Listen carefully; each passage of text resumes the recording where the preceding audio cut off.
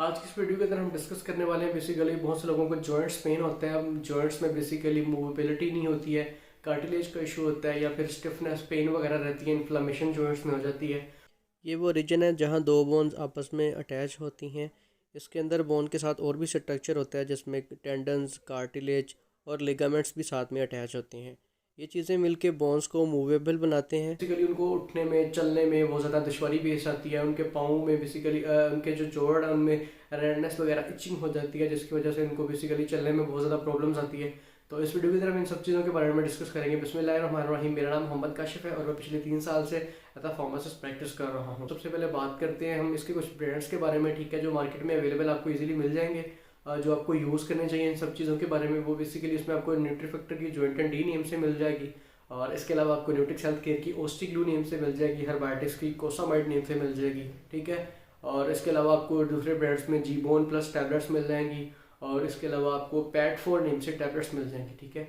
इन सभी टैबलेट्स के अंदर एक चीज़ कॉमन है, वो है ग्लूकोजामाइन, कॉन्ड्रोटन, MSM, ठीक है, और विटामिन D3। ये बेसिकली आपके जॉइंट्स के लिए बहुत ज़रूरी है। जो आप लोगों को जॉइंट्स में पेन रहता है वो लोग ये टैबलेट्स ज़्यादा सप्लीमेंट के फॉर्म में यूज़ कर सकते हैं, ठीक है। हमारे पास भी एक ब्रांड मौजूद है जो पे आपको विजिट करवाता हूँ। ये बेसिकली हमारे पास न्यूट्रीफैक्टर की जॉइंट एंड डी है, ठीक है। इसके अंदर वो सारी फार्मुलेशन मौजूद है जो कि बेसिकली आपकी बोन्स की मोबिलिटी के लिए, जॉइंट्स के लिए, नी इशू होता है उनमें बेसिकली कार्टिलेज का इशू होता है, एल्बो कार्टिलेज का इशू होता है, तो वो ये प्रोडक्ट को चेक कर सकते हैं, ठीक है। इस प्रोडक्ट के अंदर बेसिकली आपको ग्लूकोजामाइन, कंट्रोटन, MSM और साथ में विटामिन D3 और सल्फेट और मैग्नीशियम मिल जाएगा, जो कि बेसिकली आपकी बोन्स की मोबिलिटी के लिए, फ्लेक्सिबिलिटी के लिए बहुत ज़्यादा ज़रूरी है, ठीक है।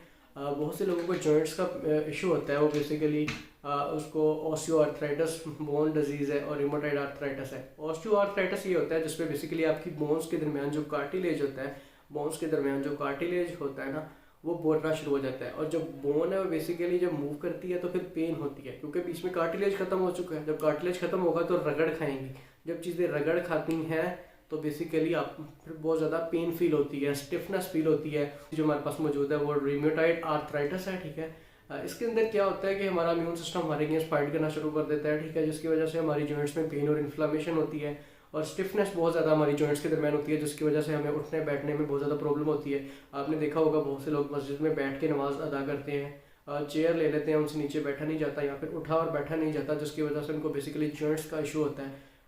तो इसलिए ये बेसिकली ये नहीं है कि आपको ये मतलब पहले होता था कि बहुत से लोग जो एज जिनकी ओवर एज होती है तब वो 50+ में यूज़ करते हैं। आजकल ये यंग लोगों को भी बहुत ज़्यादा जॉइंट्स में शुरू हो चुकी है, ठीक है।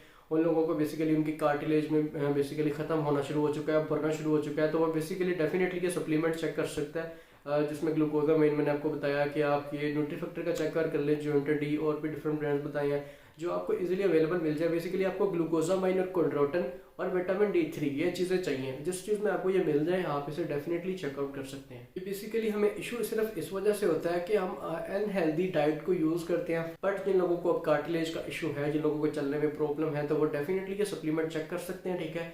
अपने डॉक्टर से भी इसे कंसल्ट कर सकते हैं कि आया कि मैं ये सप्लीमेंट यूज़ कर लूँ। वैसे एज अ फूड सप्लीमेंट आप विदाउट डॉक्टर से कंसल्ट किए भी यूज़ कर सकते हैं, but if you are allergic of any of its ingredient then you should not take this medicine and consult your physician before taking this medicine. तो ये कुछ चीज़ें थी जो आपको बतानी थी बोन्स के बारे में। जिन लोगों को जॉइंट्स का इशू होता है, ठीक है, कार्टिलेज वगैरह का इशू होता है बोन्स के अंदर, उनकी हड्डियों के दरमियान खला होता है, उनके लिए जो सप्लीमेंट्स बनाए जाते हैं। तो ये उम्मीद करता हूँ आपको इसमें काफ़ी हद तक नॉलेज मिला होगा कि हमारी जॉइंट्स में बेसिकली खला को कवर करने में हमें क्या चीज़ यूज़ करनी चाहिए। आज की इस वीडियो में इतना ही, फिर मुलाकात होगी इंशाल्लाह नेक्स्ट वीडियो में। तब तक के लिए इजाज़त दीजिए, अल्लाह हाफ़िज़।